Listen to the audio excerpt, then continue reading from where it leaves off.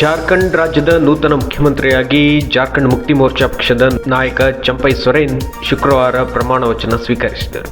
ರಾಂಚಿಯ ರಾಜಭವನದ ದರ್ಬಾರ್ ಹಾಲ್ ಪ್ರಮಾಣ ವಚನ ಸ್ವೀಕಾರ ಕಾರ್ಯಕ್ರಮ ನಡೆದಿದ್ದು, ಜಾರ್ಖಂಡ್ ರಾಜ್ಯಪಾಲ ಸಿಪಿ ರಾಧಾಕೃಷ್ಣನ್ ಅವರು ಚಂಪೈ ಸೊರೇನ್ ಅವರಿಗೆ ಪ್ರಮಾಣ ವಚನ ಬೋಧಿಸಿದ್ದಾರೆ. ಜಾರ್ಖಂಡ್ ಮಾಜಿ ಮುಖ್ಯಮಂತ್ರಿ ಹೇಮಂತ್ ಸೊರೇನ್ ಮೇಲೆ ಭೂ ಹಗರಣ ಹಾಗೂ ಅಕ್ರಮ ಹಣ ವರ್ಗಾವಣೆ ಆರೋಪವಿದ್ದು, ಅವರು ಸಿಎಂ ಸ್ಥಾನಕ್ಕೆ ರಾಜೀನಾಮೆ ನೀಡಿದ್ದರು. ರಾಷ್ಟ್ರಪತಿ ದ್ರೌಪದಿ ಮುರ್ಮು ಹರಿಯಾಣದ ಸೂರಜ್ಕುಂಡ್ನಲ್ಲಿ ಆರಂಭಗೊಂಡ 37ನೇ ಅಂತಾರಾಷ್ಟ್ರೀಯ ಕರಕುಶಲ ಮೇಳವನ್ನು ಉದ್ಘಾಟಿಸಿದರು. ದೇಶದ ಕೈಮಗ್ಗ ಮತ್ತು ಕರಕುಶಲ ವಸ್ತುಗಳ ಶ್ರೀಮಂತಿಕೆ ಮತ್ತು ವೈವಿಧ್ಯತೆಯನ್ನು ಸಾರುವ ನಿಟ್ಟಿನಲ್ಲಿ ಈ ಮೇಳವನ್ನು ಆಯೋಜಿಸಲಾಗಿದೆ. ಒಟ್ಟು 50 ರಾಷ್ಟ್ರಗಳ ಪ್ರತಿನಿಧಿಗಳು ಕಾರ್ಯಕ್ರಮದಲ್ಲಿ ಭಾಗವಹಿಸುತ್ತಿದ್ದಾರೆ. ಉದ್ಘಾಟನಾ ಕಾರ್ಯಕ್ರಮದಲ್ಲಿ ಹರಿಯಾಣ ರಾಜ್ಯಪಾಲ ಬಂಡಾರು ದತ್ತಾತ್ರೇಯ, ಮುಖ್ಯಮಂತ್ರಿ ಮನೋಹರ್ ಲಾಲ್ ಖಟ್ಟರ್ ಉಪಸ್ಥಿತರಿದ್ದರು. ಸಂಸತ್ತಿನಲ್ಲಿ ಬಜೆಟ್ ಅಧಿವೇಶನ ಶುಕ್ರವಾರ ಆರಂಭವಾಗಿದ್ದು, ಅಧಿವೇಶನದಲ್ಲಿ ಕಾಂಗ್ರೆಸ್ ಸಂಸದ ಡಿಕೆ ಸುರೇಶ್ ಅವರ ಪ್ರತ್ಯೇಕ ರಾಷ್ಟ್ರದ ಹೇಳಿಕೆಯು ತೀವ್ರ ಗದ್ದಲವೆಬ್ಬಿಸಿದೆ.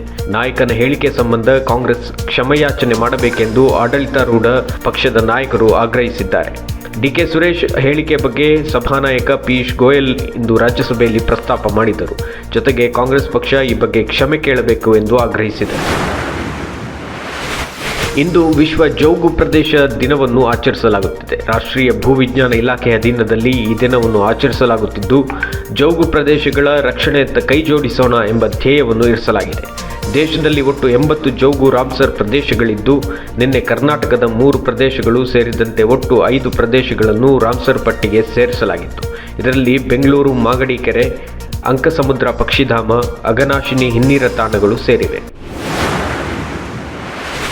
ವಿಶಾಖಪಟ್ಟಣಂನಲ್ಲಿ ನಡೆಯುತ್ತಿರುವ ಭಾರತ-ಇಂಗ್ಲೆಂಡ್ 2ನೇ ಟೆಸ್ಟ್ ಪಂದ್ಯಾವಳಿಯಲ್ಲಿ ಬ್ಯಾಟಿಂಗ್ ಆಯ್ದುಕೊಂಡ ಭಾರತ ಮೊದಲ ದಿನ ಸ್ಪರ್ಧಾತ್ಮಕ ಮೊತ್ತವನ್ನು ದಾಖಲಿಸಿದೆ. ಯುವ ಆಟಗಾರ ಯಶಸ್ವಿ ಜೈಸ್ವಾಲ್ ಆಕರ್ಷಕ ಶತಕ ಗಳಿಸಿದ್ದು, ತಂಡವು 6 ವಿಕೆಟ್ ನಷ್ಟಕ್ಕೆ 336 ರನ್ ದಾಖಲಿಸಿದೆ.